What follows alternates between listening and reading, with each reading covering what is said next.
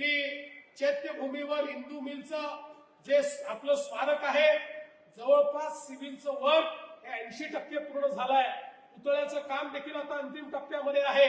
लवकरच अतिशय सुंदर अशा प्रकारचं भारतरत्न डॉक्टर बाबासाहेब आंबेडकरांचं स्मारक हे त्या ठिकाणी सुरू होईल. मागच्या काळामध्ये जपानच्या कोयासान विद्यापीठामध्ये आपण बाबासाहेबांच्या पुतळ्याचं अनावरण केलं. लंडनमध्ये भारतरत्न डॉक्टर बाबासाहेब आंबेडकर राहून ज्या ठिकाणी ज्या घरात राहायचे ते घर विकत घेऊन तिथे म्युझियम आपण तयार केलं. नागपूरच्या दीक्षाभूमीला 200 कोटी रुपये देऊन त्या ठिकाणची सगळी व्यवस्था आपण तयार करतो. आणि एक आपला अनफिनिश्ड अजेंडा होता.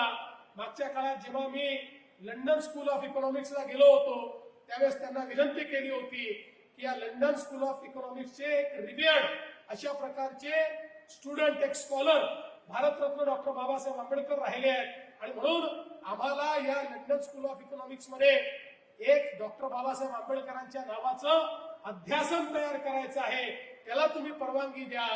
आताच मला सचिव सांगत होते की आता जवळपास त्या प्रस्तावाला ते तत्वता मान्यता देत आहेत आणि अशा प्रकारचं एक अध्यासन हे भारतरत्न डॉक्टर बाबासाहेब आंबेडकरांच्या नावाचं आता लंडन स्कूल ऑफ इकॉनॉमिक्स मध्येही त्या ठिकाणी सुरू होणार आहे. आणि 2 आपले विद्यार्थी PhD हे दरवर्षी त्या ठिकाणी करतील अशा प्रकारची व्यवस्था देखील आपण करतो.